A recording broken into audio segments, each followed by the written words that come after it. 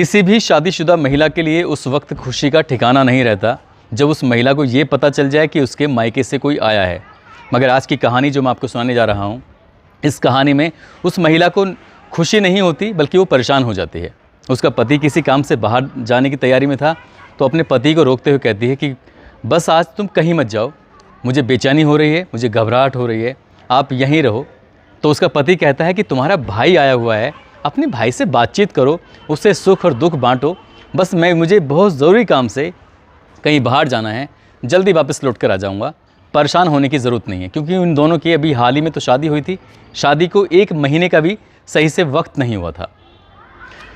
उसका पति घर से निकल जाता है और कुछ ही देर के बाद, यानी कि घंटे 2 घंटे के बाद जब वापस आता है, और वापस आने के बाद अपने ही घर में अपनी ही पत्नी को अपने साले के साथ आपत्तिजनक स्थिति में देखता है तो उसकी आंखें खुली की खुली रह जाती हैं। वो सोचने पर मजबूर हो जाता है कि क्या कोई भाई अपनी बहन के साथ ऐसा कैसे कर सकता है।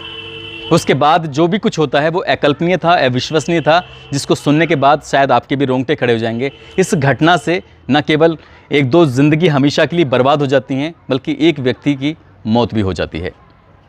आदाब, नमस्कार, सत श्री अकाल। मैं उस्मान सैफ़ी। आज की जो सच्ची घटना मैं आपको सुनाने जा रहा हूँ, सच्ची घटना है उत्तर प्रदेश का एक ज़िला है बांदा, और इसी ज़िले का एक गांव लगता है बमेरू थाना क्षेत्र का पवैया गांव। पवैया गांव का रहने वाला आशीष राजपूत अपनी माँ से कहता है कि माँ, आधार कार्ड में कुछ करेक्शन कराना है, बस मुझे 1-2 घंटे के लिए घर से बाहर जाना है, परेशान होने की ज़रूरत नहीं है, मैं बस बाइक लेके यूँ गया और यूँ आया। घंटों बीत जाते हैं लेकिन आशीष राजपूत घर वापस लौट कर नहीं आता। शाम हो जाती है, दिन छुपने को था। माँ भी परेशान, बाप भी परेशान, भाई भी परेशान, और अब आसपास के लोग भी परेशान हो जाते हैं, क्योंकि आशीष राजपूत को गए हुए घर से 7-8 घंटे के समय से ज़्यादा हो चुका था। उसको सब जगह तलाशा जाता है। घर वाले रात भर उसको उसके दोस्तों के पास फ़ोन करते हैं, उसके पास फ़ोन करते हैं तो नंबर स्विच ऑफ आता है। अब करें तो क्या करें, दिन निकलता है। घर वाले अपने आसपास के लोगों के साथ बमेरू थाने में जाते हैं और जाकर अरुण कुमार पाठक से कहते हैं कि साहब, हमारा बेटा आधार कार्ड ठीक कराने के लिए गया था 25 मार्च 2022 की दोपहर लगभग 11-12 बजे के आसपास, और अभी तक लौट के नहीं आया है। अगला दिन यानी कि 12-13 घंटे से ज़्यादा का समय बीत चुका था, और उसके घर आशीष राजपूत जब लौटा ही नहीं तो घर वाले भी परेशान थे, रिश्तेदार भी परेशान थे। अब ये बात पूरे गाँव में फैल चुकी थी कि आखिरकार आशीष राजपूत है तो कहाँ है। पुलिस वालों की मदद से उसको पूरा दिन, यानी कि 26 मार्च को भी खेतों में इधर उधर सभी जगह तलाश करने की कोशिश की जाती है, वो फिर भी नहीं मिलता।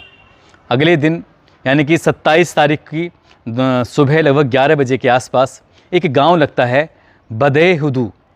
यहाँ की एक नहर है, नहर के किनारे उस लड़के की बाइक पड़ी हुई थी, और ख़ुद वही लड़का भी पड़ा हुआ था, क्योंकि उसकी शनाख्त लोगों ने उसकी जेब में रखे हुए कागज़ों से कर ली थी।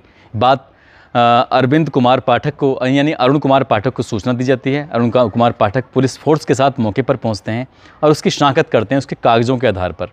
सूचना उसके पिता चंद्रशेखर को दी जाती है, उसके भाई नीरज को दी जाती है। उन्होंने भी शनाख्त कर ली, और इस घटना स्थल को, इस वाक़े को देखने के बाद साफ अंदाज़ा लगाया जा रहा था कि बाइक की रफ्तार शायद तेज़ रही होगी, इसलिए हादसा हुआ है और उसकी मौत हो गई है। पुलिस ने सबको कब्जे में लिया, और सबको कब्जे में लेने के बाद उसका पोस्टमार्टम कराया जाता है। तो पोस्टमार्टम से खुलासा होता है कि इसका सड़क हादसे से कोई लेना देना नहीं है, बल्कि किसी ने गला दबाकर उसकी हत्या कर दी है। कोई इसकी क्यों हत्या करेगा? 19 साल का लड़का, ना किसी से कोई दुश्मनी, बड़ा व्यवहार कुशल, सब लोग उसको प्यार करते हैं, गाँव के लोग भी उसको प्यार करते हैं। कौन उसको क्यों मारेगा? पुलिस इस मामले की पड़ताल में जुट जाती है। अब forensic team, surveillance team, dog squad की मदद से उस आसपास के इलाके की छानबीन की जाती है, मगर कोई कुछ भी पुलिस के हाथ नहीं लगता है। उस आशीष राजपूत के पास जितने भी डॉक्यूमेंट्स थे वो तो मौके पे मिल जाते हैं, लेकिन मोबाइल नहीं मिलता। मोबाइल कहाँ गया है, ये भी एक सवाल था। पुलिस उसको लेकर परेशान हो जाती है। 27, 28, 29 मार्च इस तरह से एक एक दिन करके गुजरने लगता है, और घर वालों की परेशानी बढ़ने लगती है। गाँव के लोगों का भी पुलिस के प्रति उबाल बढ़ने लगता है। मोबाइल तो उसका मिला ही नहीं, और परिवार वालों ने उसका अंतिम संस्कार कर भी दिया था। मगर अब उसकी घटना का खुलासे के लिए जब पुलिस लगातार कोशिश करती है, उस इलाके के एसपी हैं अभिनंदन एसएचओ और एसओजी टीम, यानी कि एसओजी प्रभारी मयंक चंदेल और एसएचओ अरुण कुमार पाठक, इनकी टीम गठित करते हैं और कहते हैं कि मुझे इस केस का हर हाल में खुलासा चाहिए, चाहे कुछ भी हो जाए, कम से कम समय में, क्योंकि अब अप्रैल का प्रथम सप्ताह भी गुजर चुका था और इस लड़के का मोबाइल नहीं मिला, इसलिए पुलिस ने इसके मोबाइल की CDR निकलवाती है। तो उस CDR से पता चलता है कि एक नंबर है जो आखिरी बार उससे बातचीत हुई थी और वो नंबर था राहुल राजपूत का। राहुल राजपूत कोई और नहीं बल्कि भदेदू गांव का रहने वाला उसी का बहनोई, जिसका नाम है राहुल राजपूत। राहुल के पास जाती है और राहुल से पुलिस बातचीत करने की कोशिश करती है कि आखिरकार तुम्हारी आखिरी बार जो बातचीत हुई थी तो क्या हुई थी।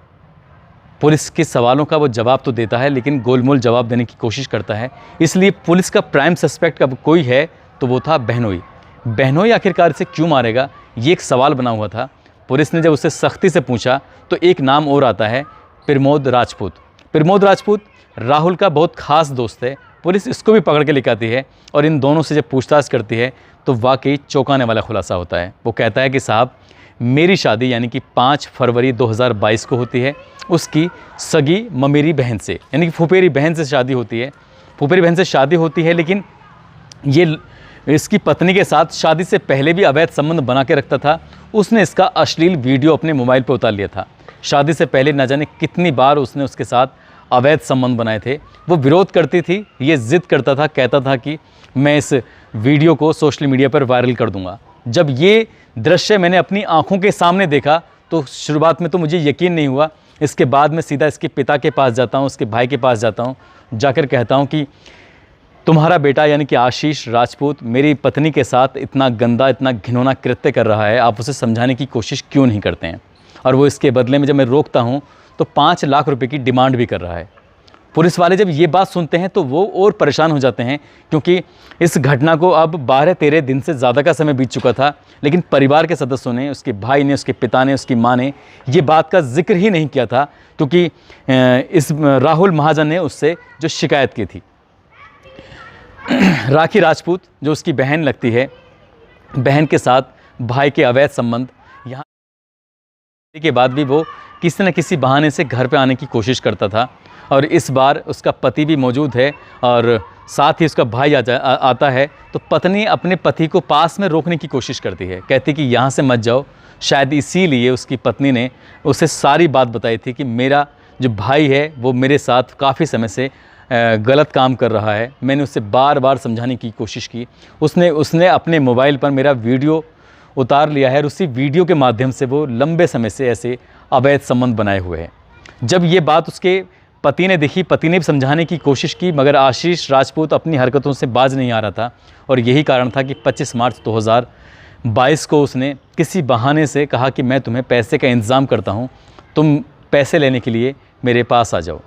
उसके पास आता है, साथ ही अपने दोस्त यानी कि प्रमोद राजपूत को भी मौके बुलवाता है और ये सीधा लेके चलते हैं भदेदू नहर के पास। और वहाँ जाकर उसे पहले तो खूब शराब पिलाते हैं और शराब पिलाने के बाद जब वो बहुत नशे में होता है तब एक रस्सी से गला दबाकर उसकी हत्या कर देते हैं और शव को इस तरह से फेंकते हैं, बाइक को इस तरह से गिराते हैं जैसे क्या ये हादसा लगे।